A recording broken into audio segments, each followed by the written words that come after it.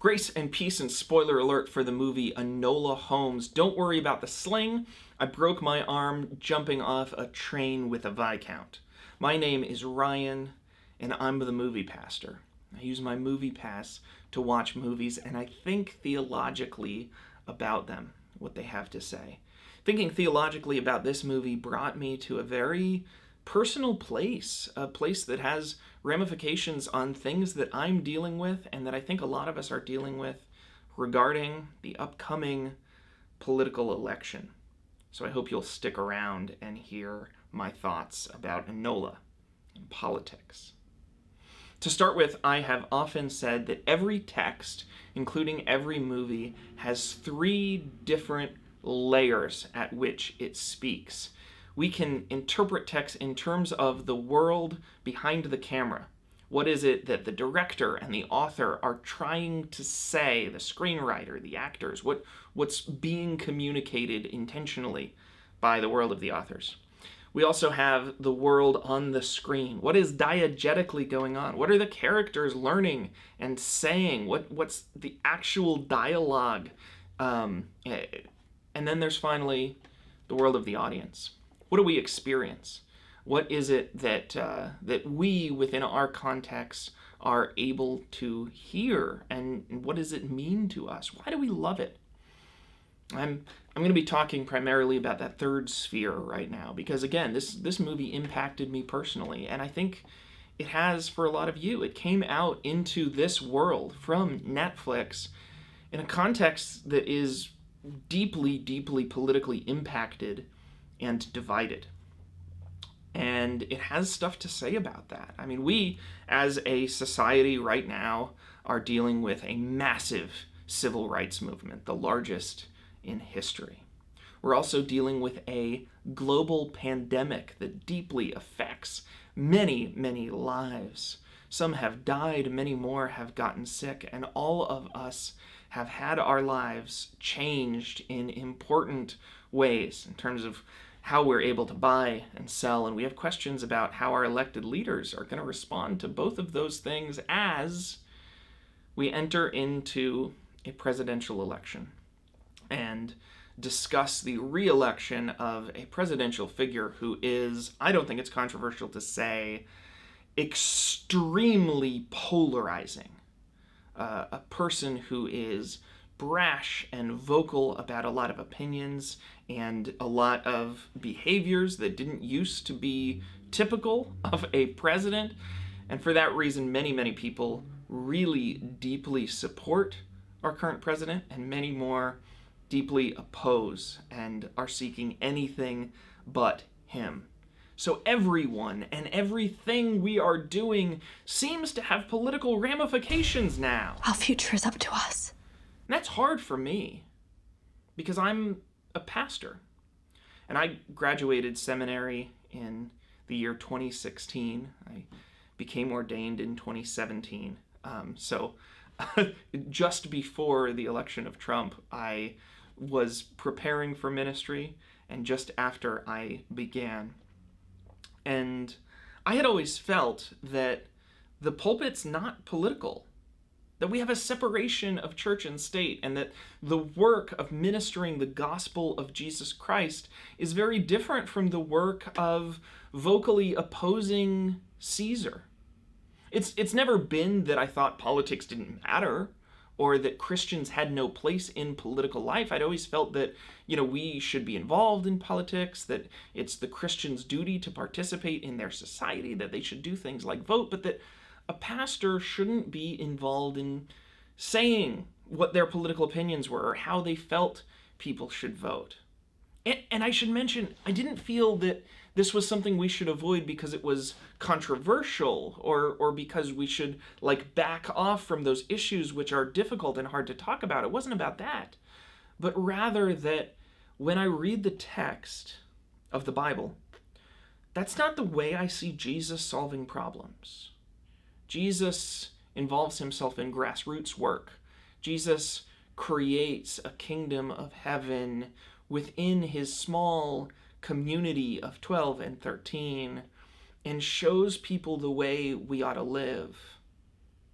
And so the statement of, yes, of course you should, prevent the natural Florida springs from being sold to Nestle doesn't seem like a priority, when what we should be preaching on Sunday morning is something deeper, something more transcendent, something that has broader implications. And yet, one can feel very silenced in that environment. How is it that I can speak to people who are living in the real world and not speak to things that have become politically loaded, which is everything, which is epidemiology, which is whether or not black people matter? Everything is political. How do I not be political?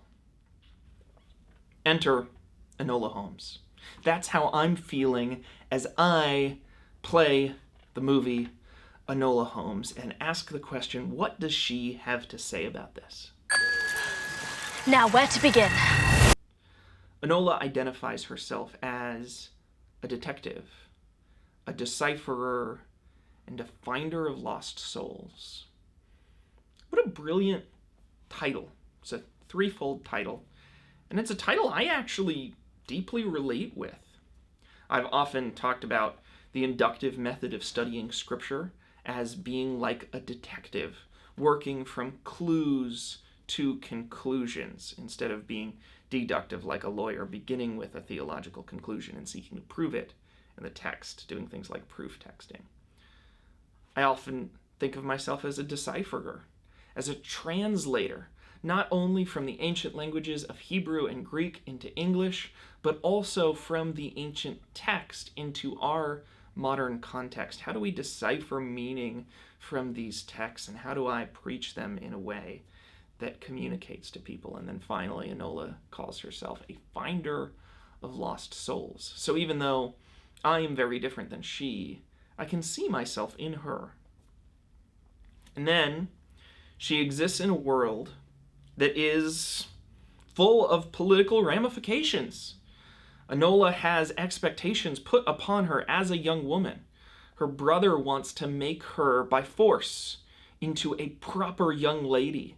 There is a school that is going to teach how she is to walk, how she's to sit, how she is to eat, so that she can fulfill society's expectations of her because of demographic attributes of her, because of her age and her gender and her marital status. But she isn't interested in those things. She's focused on something else. She's interested in deciphering, detecting, and finding lost souls. She is embroiled in a mystery to find her missing mother. And as she seeks to find her missing mother, she becomes embroiled in another mystery to find a missing Marquess, the Viscount Tewkesbury, a new friend she's made. And in the process of deciphering, code breaking, following clues, putting on costumes, doing the things that really make her herself, things that have seemingly nothing to do with politics, just her being who she is meant to be, she resolves a massive political issue.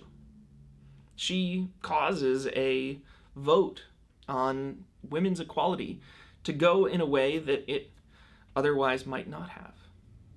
And the way she does it is by making friends, building relationships, and being herself, solving mysteries. It turns out that the relationships she has, relationships with people like her mother and her brother, are political in nature. And that's true for us. You might try to be apolitical. I try to be apolitical, but there are many people I meet who can't help but be political. Some of them, like the Marquess, are political figures. They're running for elected office, or they're working as police officers. Others are political victims. They're affected by politics. They're black people who've been pulled over just for being black. And so there are a lot of ways in which, if we get to be apolitical for a moment, there's a word for that, and that word is privilege. There are some people who just can't help but walk around and those actions are political for them. But it goes deeper. By righting wrongs, by caring about truth, by working for just the very basics of what's right and allowing sunlight to shine in, she exposes a plot that has import. She exposes the reality about what forces are at work, moral and amoral, that are causing the political systems to be the way they are. She is defying that society. She is working with subterfuge. She is working with secret codes. She's a revolutionary. At the end of the movie, when she's finally reunited with her mother, she knows that her mother had been radicalized. Her mother was so involved in a political plot that she was preparing to bomb, presumably, some innocent people, or at least some buildings, in order to try to create political change by force. But her mother learned, Eudora Holmes learned, that Enola's way is better. Not only is it more peaceful, more beautiful, more wonderful, but it's more effective. Doing the right thing, standing up for truth, creates political change more rapidly and more permanently than often a more direct approach.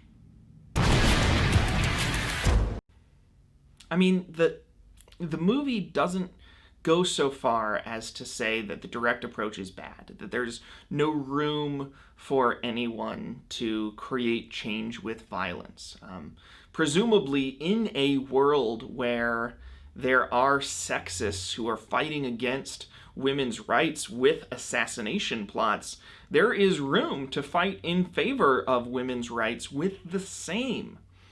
But what would it be like if we believed that by allowing people to be who they are, by allowing people to work for justice and righteousness in the ways that they are most suited, it created more effective change? Seems intelligent. What would it look like if we really thought that teaching people the truth, teaching people to reason morally, teaching people to understand right from wrong would really eventually create more and more lasting political change than just teaching which issues, or even less, which party they are expected to support? You know, there's a book in the Bible, and it's a book that doesn't get talked about very often. It's a small, short book, and it's also a very controversial book because it's a book that deals with the issue of slavery. It's called Philemon. And in the book of Philemon, it never says the words that it seems so easy and so important to say. It never says that the institution of slavery is wrong and no Christians ought to participate in it. And if only it said that, or if somewhere in the Bible said that, it seems like so much strife and suffering could have been avoided, especially within American history. But what it does say is that there's this Christian by the name of Philemon who is a slave master, and another Christian by the name of Onesimus who is a slave. The word Onesimus means useful, and Paul writes Philemon about Onesimus. He says, Onesimus was not useful to you. Mr. Useful was not useful to you. But now he is very useful, both to me and to you. So I'm sending him back to you. Prepare a guest room for him and treat him as a brother. It never says, stop having slaves, cancel the institution of slavery. We need to create a new economic system in this, the ancient world. It says something less direct and more profound. It says, I have met a slave, and I've helped him to be more truly himself. I've helped him not to be a slave, not a doulos, but an adelphos, a brother, a person. I've helped him to be himself. And he can be himself to you too, and he should be. Have a new kind of relationship, not a relationship of tormentor and victim, not a relationship of guy who hurt me and is wrong, so feel bad about your wrongness forever, and I will feel right about my vindication, but instead a relationship of two people that love one another, reconciliation. What would it be like if we lived in that kind of a world? What would it look like if we sought political change in the Enola Holmes way? Helped people to be not just political figures that are in favor of this or against that, or a part of this political party or against that political party, but or proponents of this hashtag or that hashtag, but instead whole people who are fully living their lives. The corset, a symbol of repression to those who are forced to wear it. But for me, who chooses to wear it, the bust enhancer and the hip regulators will hide the fortune my mother has given me. And as they do so, they will make me look like that truly unlikely thing. A lady.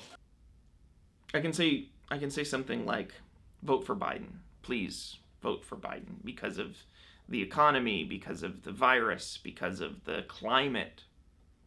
And you would probably say something like, well, no, because of abortion, because of the taxes. And we could get into this back and forth. But suppose I instead said something else, like, I deeply care about a number of people who are elderly and infirm, who have pre-existing conditions, who need a healthcare system in this country which takes seriously the fact that there is a pandemic and they are most at risk, and which covers them and will continue to cover them in their old age in a fair and just way. And I just want you to work with me in protecting these individuals. Will you come and meet them?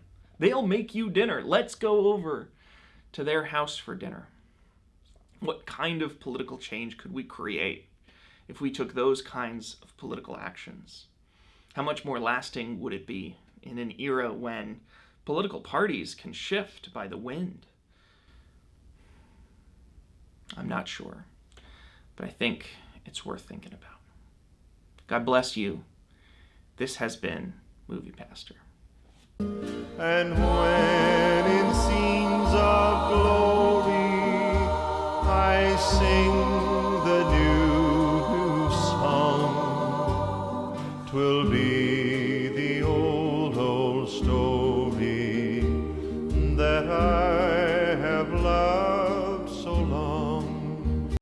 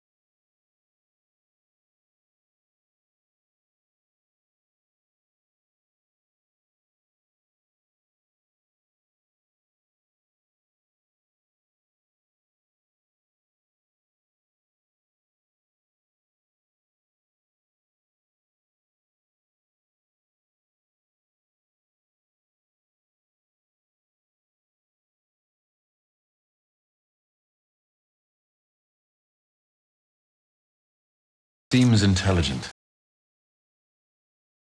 I was taught to watch and listen.